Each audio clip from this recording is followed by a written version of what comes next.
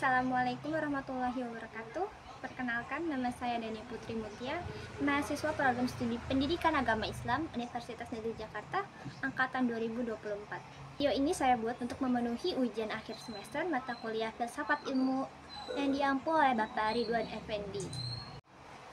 Pada kesempatan ini, saya akan membahas kasus nomor 2, yaitu tentang teknologi cloning dan rekayasa genetik, yang menjadi salah satu penemuan besar dalam dunia sains modern.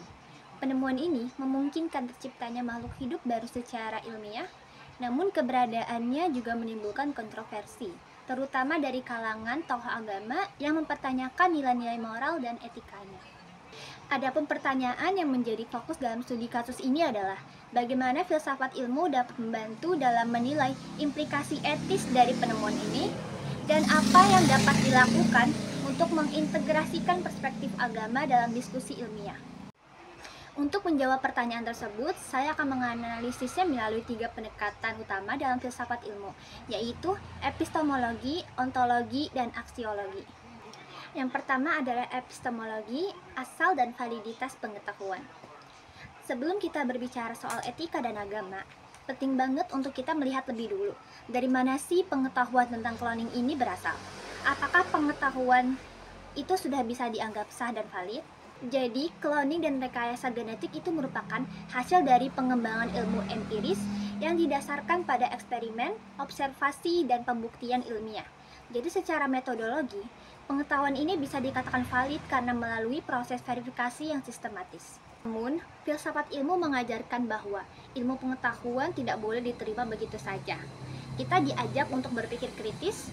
Yang pertama tentang apakah metodenya objektif, yang kedua apakah bisa diuji ulang, dan yang terakhir ada apakah ada motif tersembunyi di balik pengembangannya. Dan dari sinilah epistemologi berperan penting, karena ia membantu kita untuk tidak hanya percaya pada hasil akhir sains, tetapi juga mengkaji proses berpikir dan pembentukan pengetahuannya. Yang kedua, ontologi atau hakikat realitas dan manusia.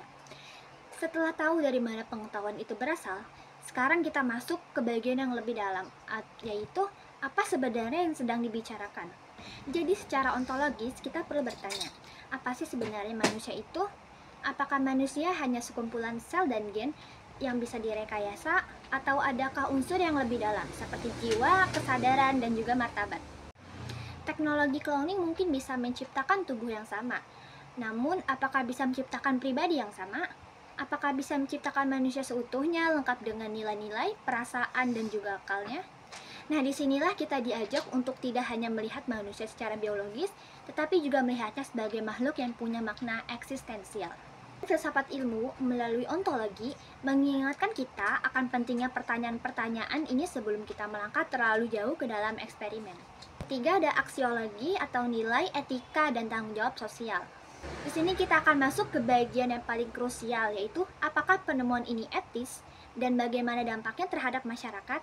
Jadi aksiologi adalah cabang filsafat ilmu yang membahas nilai dan etika dalam ilmu pengetahuan. Dalam konteks ini, cloning memang mempunyai potensi yang besar, misalnya dalam bidang kesehatan atau pelestarian spesies. Tapi di sisi lain, ada banyak risiko yang ditimbulkan. Pertama, ada eksploitasi manusia, yang kedua ada komersialisasi kehidupan, yang ketiga ada ketimpangan sosial karena teknologi ini hanya diakses oleh kelompok tertentu. Filsafat ilmu melalui aksiologi ini mengingatkan kita bahwa ilmu itu bukan hanya soal apa yang bisa dilakukan, tapi soal apa yang seharusnya dilakukan.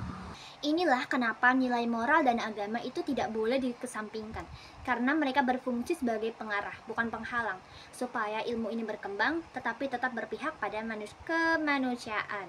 Karena tadi kita sudah membahas nilai dan etika, sekarang saatnya saya menjawab pertanyaan yang kedua tadi, yaitu bagaimana cara mengintegrasikan perspektif agama dalam diskusi ilmiah.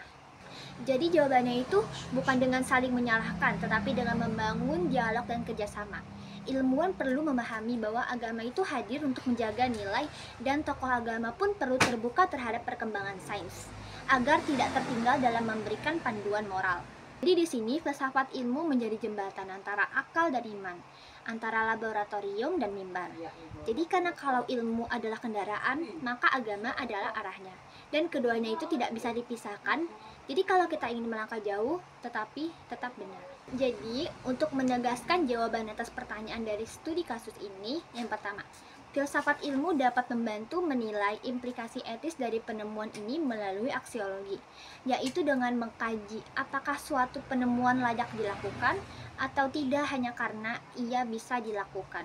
Kedua, pengintegrasian agama dalam diskusi ilmiah ini bisa dilakukan dengan membangun dialog terbuka, serta menempatkan nilai-nilai agama sebagai penyeimbangan moral dalam setiap langkah kemajuan sains. Kesimpulannya, cloning dan rekayasa genetik adalah hasil yang luar biasa dari perkembangan ilmu sains. Tetapi sehebat apapun penemuan itu, tetap harus dilandasi oleh nilai-nilai kemanusiaan dan juga tanggung jawab moral. Dan disinilah peran filsafat ilmu sangat penting, yaitu menjaga agar ilmu tidak kehilangan arah dan tetap berpihak pada kebaikan. Sekian dari saya, semoga video ini bisa bermanfaat dan bisa menjadi bahan refleksi untuk kita semua. Terima kasih. Wassalamualaikum warahmatullahi wabarakatuh.